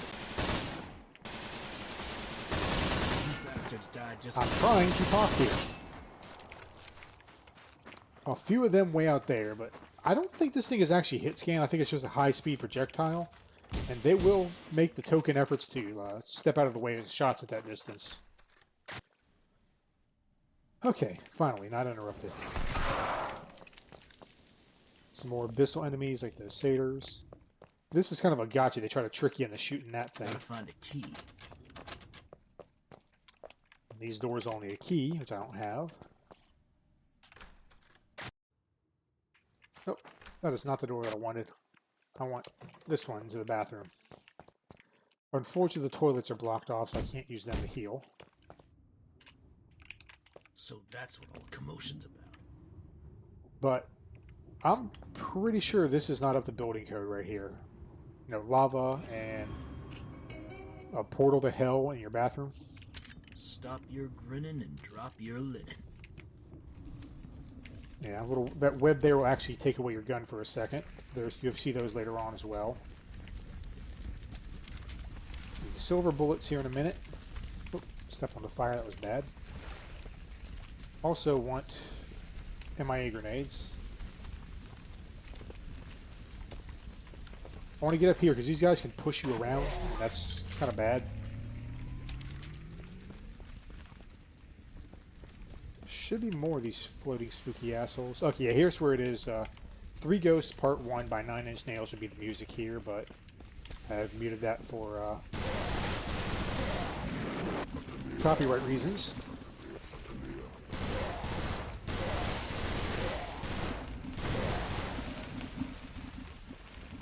Should be one more of these guys. I think there's...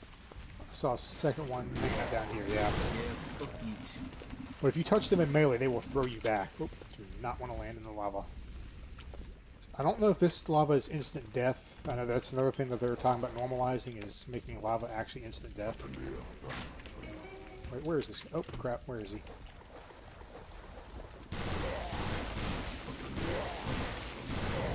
Leave it for the professionals to handle. Yeah, Thompson counts as a heavy weapon, so if I duck, it tightens its aim a bit.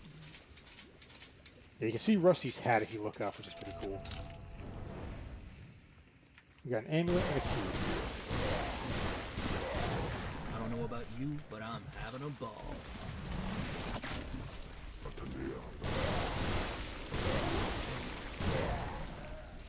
Alright, a little concerned with how much silver ammo I've just spent.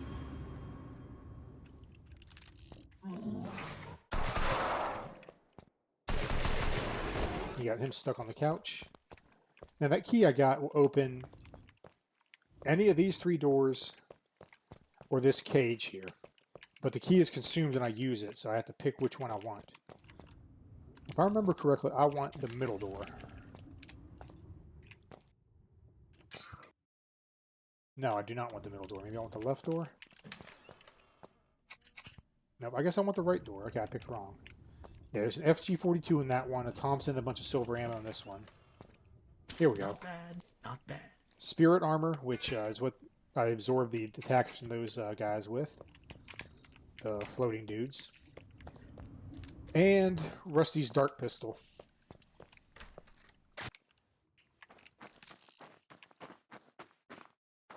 Now, there's something else I can do here. I can go into this garage. And if I'm very, very careful, Finders keepers. I can pick that up without triggering that. More likely, however, you're going to step into that and get take some damage. But now I've got his semi-auto shotgun, which I've upgraded to hold 16 shots.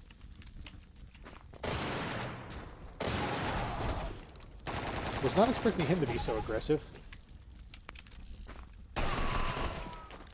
Yeah, the purple ones actually have body armor and they can drop FN fouls. They are higher ranked than the... I think it says like brown, red, purple. But there is a little something in here besides the shotgun in that fight. Key and some more body armor, which I always can use. This is the key to the grocery store. Completely optional to do this, but I do want to head on down here.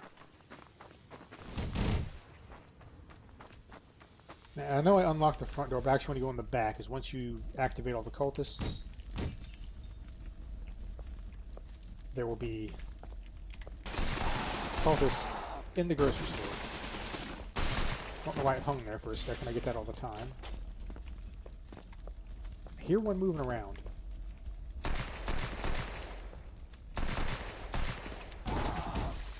Whoops.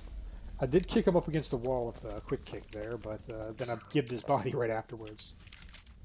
Some more much needed silver. But there's the key that I just got from the, what you call it? You get an amulet and Rusty's rocket launcher for my trouble. Not bad. But it spawns a few more of these floaty assholes.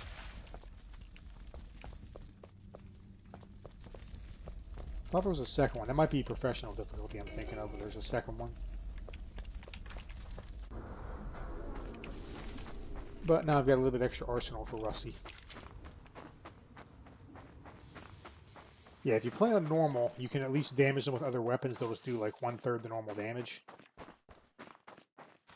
And then, I think I mentioned this before, they're changing easy to story mode for episode 5. And all weapons will work on everything equally in that. For those who just want to experience the story of the game rather than the challenge and the like. A little shooting range down here. I could actually either shoot the bottles or drink them. Steal the chicken. But mostly I wanted the TNT that some idiot brought to the shooting range. Yeehaw. Yeah, sometimes you get lines when you're climbing ladders. Now that's more like At least want to pick that up to add it to my armory, the riot gun. It's very much like the shotgun from Shadow Warrior. I'll show it off here a little bit. I won't fire it, but it's got your regular single shot mode, a 4-shot burst or a 3-shot burst. I can't remember which. And those batteries I picked up are Tesla ammo, which will make it fire energy projectiles. Stop your Handy for grinning dealing and with those drop your supernatural lid. pricks.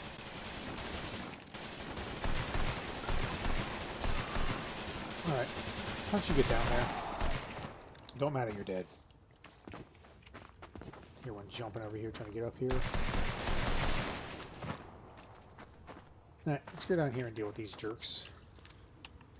Now, this thing has alternate ammo you can swap between by hitting the button again. And this thing has fire rounds. Mama don't like tattletales. Which obviously do that. And now they get to run around screaming on fire.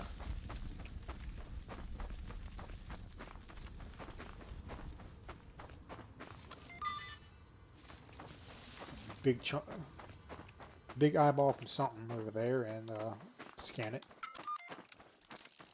I know I said I wasn't going to show off too many secrets, but here's another unlockable weapon on this level. The Auto 5 shotgun for James is a 5-round slug-loaded shotgun. Slugs means it has no spread, and it can penetrate body armor.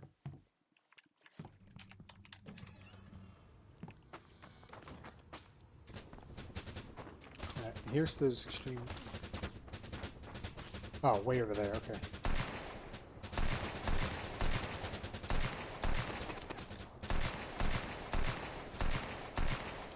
Alright, I got him. Okay.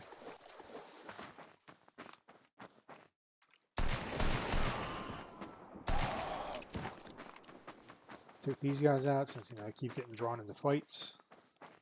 Tempted to take that sawed off, but I think I'll stick to the Silver Thompson for now.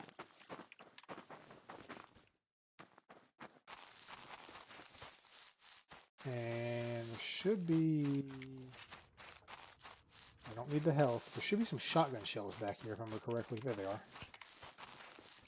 Don't get a whole hell of a lot of those for Rusty on this level, but they are dang handy. I mean, this thing does not take alternate ammo. Like, I can't load those explosive shells I have into it. That's why I'm getting that beep when I hit the alternate ammo key. But it's a semi-auto shotgun. So if you got somebody that's going to take a beating, you can mag dump that into them and shred them fast.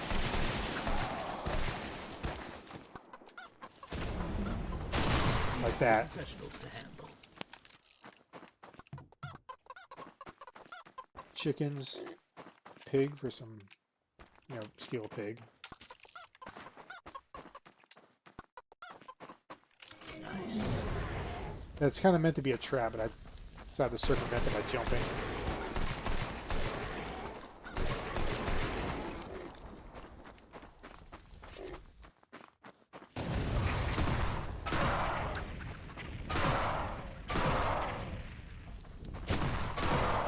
More spooky specters here. And I'll show this here just because I can't actually do anything with this. This is a fresh playthrough. Soil disturbance. Later in the game, you unlock a shovel, and if you bring it with you, you could actually dig up soil disturbances for bonuses. So silver belt, and another unlockable weapon here, the long axe for Merlane.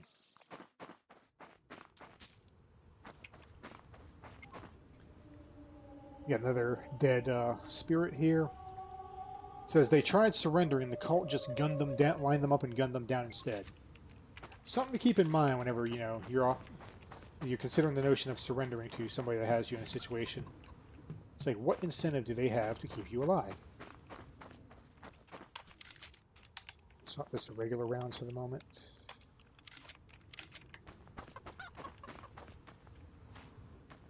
Thought there was another satyr trap over here. Guess I was mistaken on that. Okay. Put it back with the silver, I guess. Now, if I went over that away towards where I'm kind of aiming the crosshair, there's another wall over there that I can't get past. I need more C4. Now, the briefing did say something about a vent over here, so I can actually drop down here and into that vent, but I'm going to try to get that armor there, which you have to be really good at jumping to get it without losing health. And I failed. That's why I saved, so I can just reload instead of having to walk back up here again. You gotta, sprint jump and turn in the air. And I don't want to land on the ledge. I want to mantle off the ledge from, like that. That there, you can fall through. That fall will kill you. So getting that is a bit risky. Can't slide in the knee-deep water.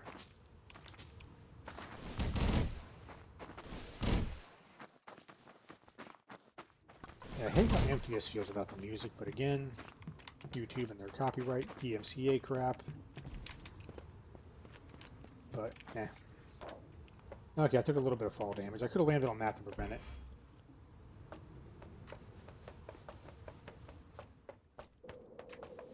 We can go crawling through the vent. Classic FPS trope. That is what I want, but here's another portal to hell. Some more revolver rounds that I can't use in this area.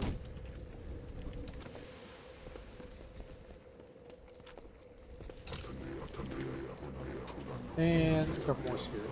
Occultist sorcerers.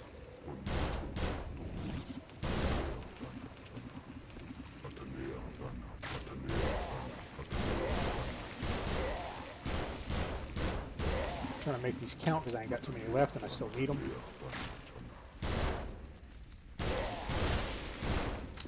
Oh. Well, that's unfortunate. I don't have any tools that could deal with these guys, I don't think. And I could try dynamite, but I don't think it's going to work. Dynamite does do a little bit of fire damage, but I guess not. Okay, Plan B. We'll run away. If I brought that riot gun with me, I could have used the rounds of that thing, but you can only carry one temp weapon at a time. Drop through here. For more spooky shades.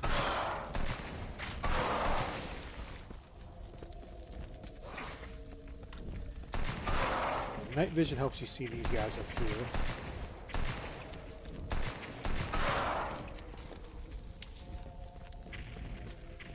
Oh, I missed one. Where is he? There. Alright. Now, I need to haul my ass over to this thing, the plasma rifle. Or energy rifle. So I have a weapon that deals with these guys. Also makes them violently explode and I kill them with it, which can damage me. I got another C4, use that to blow up the library wall.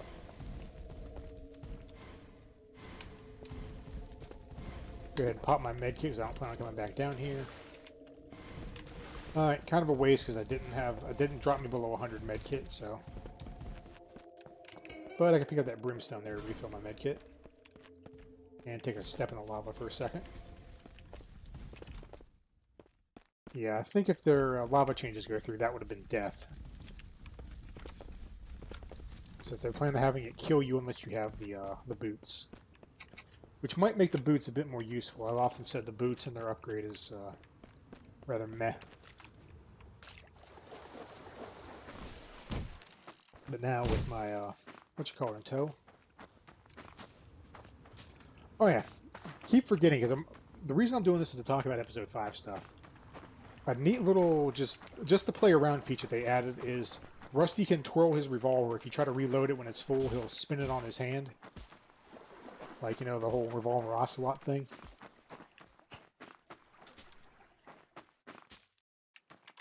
And, oh, hello there.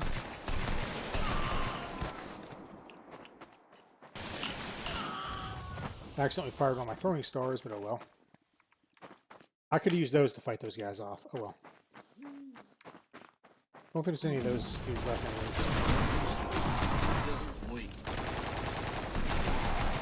Yeah, he's armored, so the shotgun would have did nothing to him.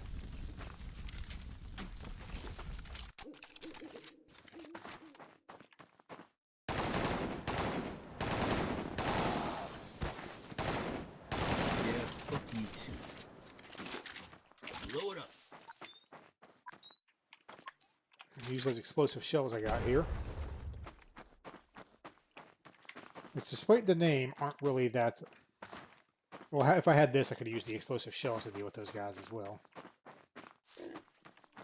But... pumping both barrels into one of these guys, I think. Now, I think they hit a bit harder than standard shells as well. Yes, they do.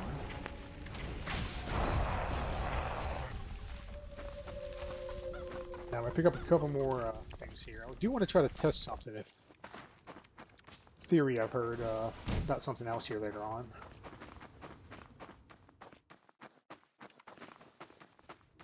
Alright, over here we have an artifact, which I cannot equip while I'm in the middle of the mission, nor do I benefit from it in the middle of the mission. But it adds it to my loadout screens for the future.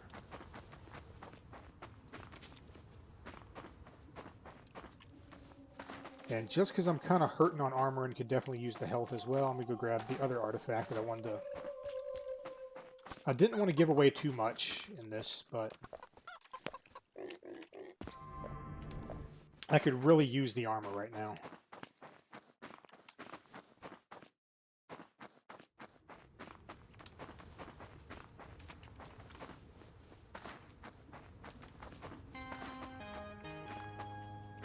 Mega Sphere, which puts me at 200 armor and 200 health.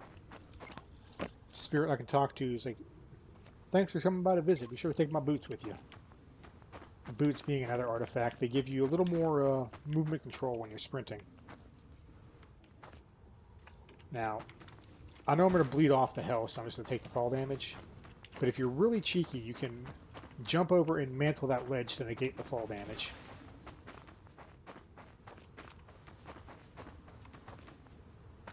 Now, unfortunately, I gotta run my butt all the way back.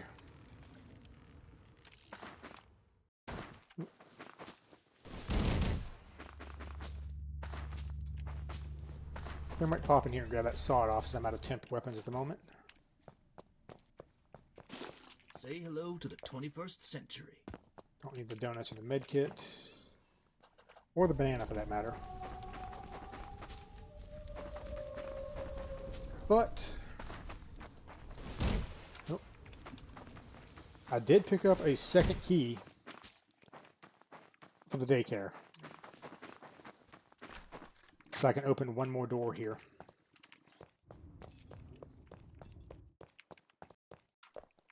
I'll get this one, even though it's probably one of the worst ones in my opinion.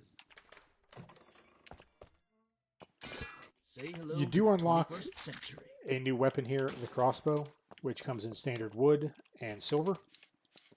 Has a bit of a zoom function as well. Works as a kind of powerful sniper weapon, even though it doesn't have an actual scope.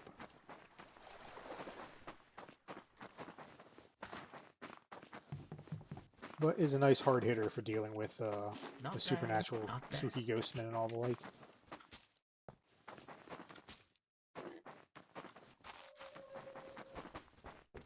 Alright, cutscene time.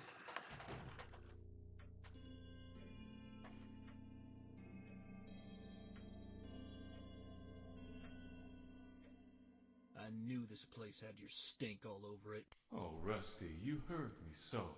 Can our reunion not be a happy one? Go fuck yourself. This is long overdue, and you're not slipping away this time.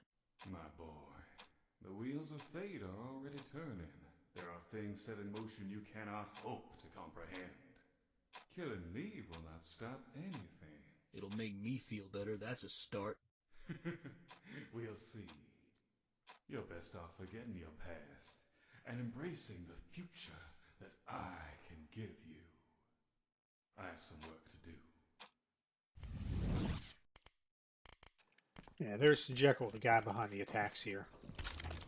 And I finally got myself an FG-42. So I didn't pick it up with that other key, otherwise it would have been a good choice.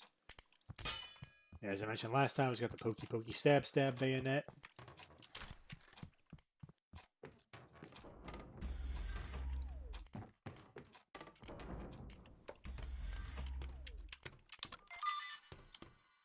Yeah, scanner is all handy for finding things like this.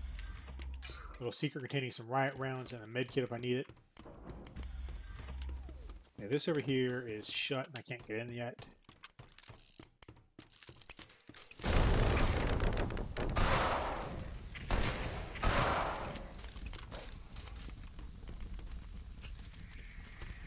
revolver rounds there. They head on down this slope. Clean them out and let the fires dissipate before you move on, otherwise they will burn you.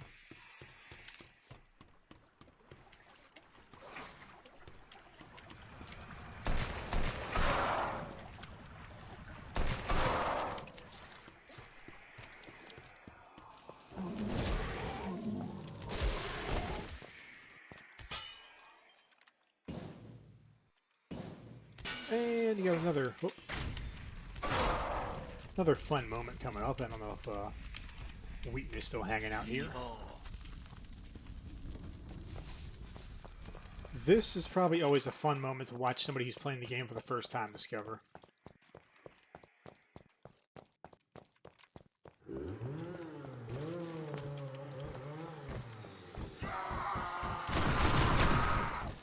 I'm going to let him kill me, actually, because there's something unique here. Once you get to about 60 health, you get that right there, and you're effectively dead at that point. Or Mr. Spooky Chainsaw Man shows up.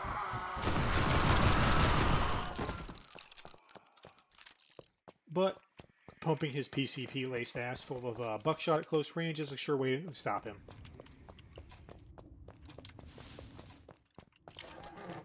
Alternatively, you can kind of play a bit of a game of cat and mouse through here as you just run from him and try to keep away.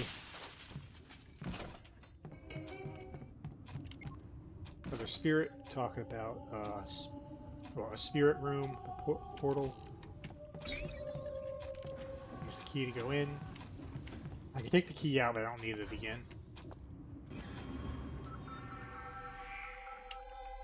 Save here, because something else I do want to show. I want to let one of these things get me. Hey.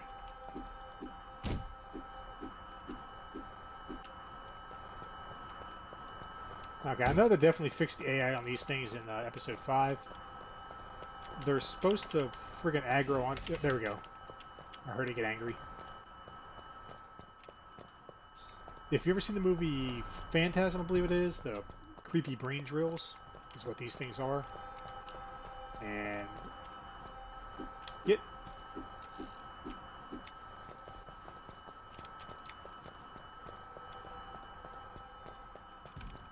Yeah.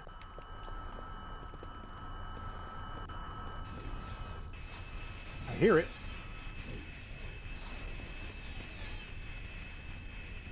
I don't see it, but I hear it. What it's supposed to do when it aggroes like this is it attaches to your face and will start draining your health, and you actually have to mash use to get it off your face before it explodes.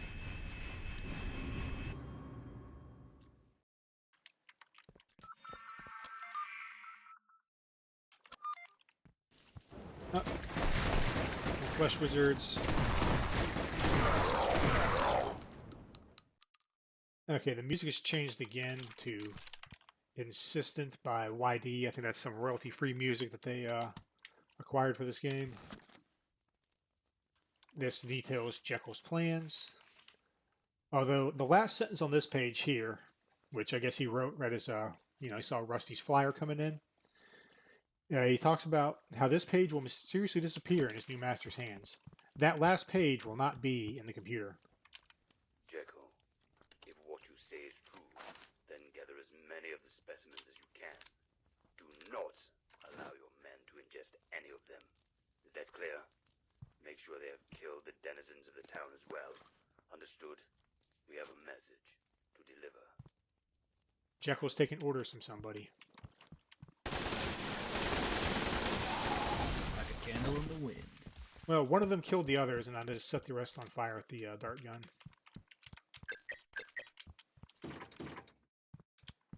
Yeah, one of the things I wanted to talk about, but since I don't get my weapon 9 on this level, is another change that they're doing is weapon 9 for most characters is some kind of defensive weapon, either proximity mines or laser trip mines. As a lot of people, well, a couple people in the AMC Discord have pointed out that those aren't too terribly effective on a game where you're pretty much on offense the whole time. As the one pushing forward. They're adding a couple of alternate ones to characters. I know James, Mickey, and Miko have them currently. Where you can actually select between an alternate weapon in that slot. Which is another cool feature that I can use. I can now talk about too. Is I can tap G to quick throw a grenade. You can toggle that between the grenade and the defensive weapon slot. Like for Mickey, it's a wrist-mounted like laser or railgun of some kind. So it's a wrist weapon. So you can literally just press that button to quick fire it out like your offhand.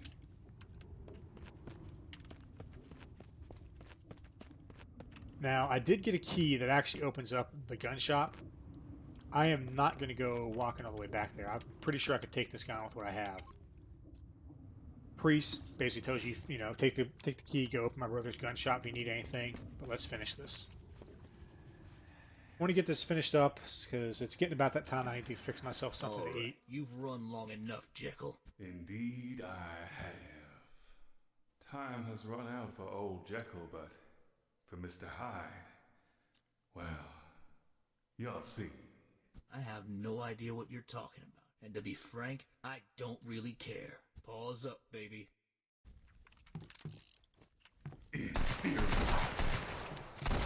Old versions of this level used to have, or not this level, this game, used to have an achievement system. And there was one for killing him with a single revolver and not shooting him during reloads.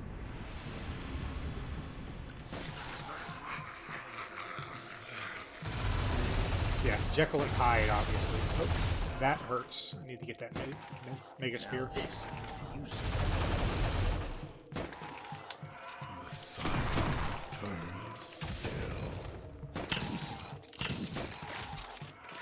He's up in my face. I don't want to risk blowing myself up with the rocket, so I'm using the shrapnel fire mode.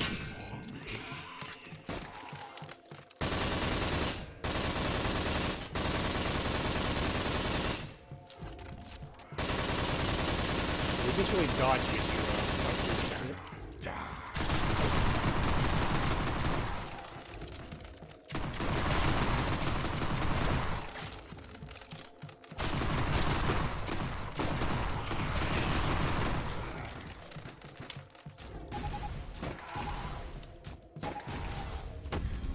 Okay.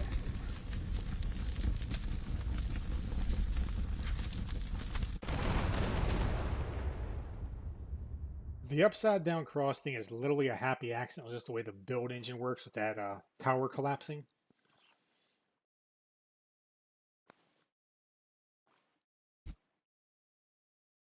But it kind of works given the fact that you just fought like a literal hell monster inside the church. Yeah, this part kind of loses its oomph without the music, but again, YouTube DMCA, and I don't want this whole segment just completely muted because that would be even worse than just no music.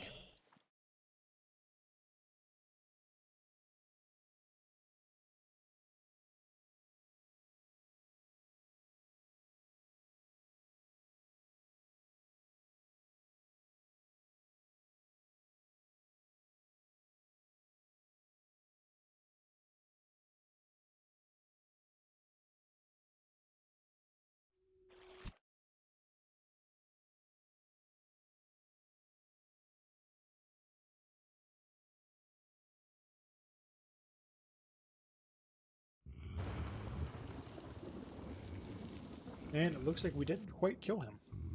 Now he's just sitting out there staring at us.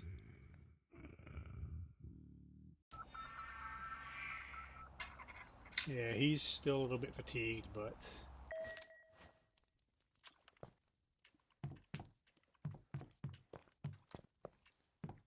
Okay, apparently, yeah, when the check doesn't happen.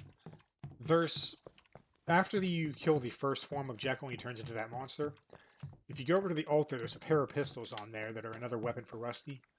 I've heard someone claim that if you didn't collect them, they'd be sitting on this casket thing in his room. They're not there, so I just wanted to test that. Right, I can turn the music back on now.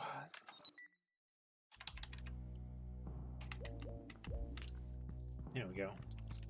Much better, at least. I don't think what else there is that I haven't really talked about that's been mentioned. I mean, there's some stuff I don't want to talk about because it's spoilers for anybody who's actually discovering this for the first time. In which case, I have 3 different links to the game in the description of this video. By all means, please check it out. This is some amazing hard work done on this by a team that's doing this for free.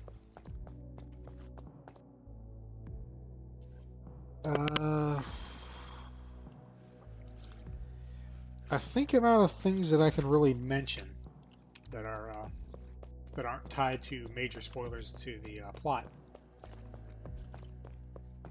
So I'm probably going to wrap this up here, make myself something to eat, and go about my day. If anybody's interested in seeing, there's 2 episodes left of, or 2 missions left of episode 1. If anybody'd want to see those, let me know, please. Leave it in the comments or something, and I'll go through that. Otherwise, if you do want to see the game without me rambling like an idiot, I do have a video series on the same channel that goes through the whole game, as well as afterwards the EDF missions afterwards. And I'm not talking during that. There might be a little bit of like text popping up with a bit of commentary about something. But I do have that on the channel if you want to check that out. It also will show you where to find like every major collectible that you can. I do miss some secrets, but I'm not perfect. Pretty far from it. But if you enjoy the game, check it out, give it a shot. I know they have a Discord. I know they're looking for, like, I think mappers and voice actors currently for some of the work they have planned for episode 5. Episode 5 is not going to be, I seriously doubt it's going to be out this year. I know last year James sort of surprised everybody by dropping a surprise episode 4 release on October 1st. And it was like, everybody go check your map screen, because there was the holiday map at that point. But I'm getting sidetracked in my rambling. I need to stop. I need to wrap this up. So I'm going to do that. Once again, check it out if you like it. It's a very well done work. Better than a lot of stuff that, you know, professional teams are doing these days. But, I mean, obviously they can't market it because it uses Duke Nukem, who's, you know, owned by Gearbox and Randy Pitchford. It uses that universe at least. And then there's the giant statue of Duke, which is not visible here, but is visible at the start of the episode. It's visible in the intro. Anyways, I'm out. Goodbye. Enjoy the game. Give it a shot if you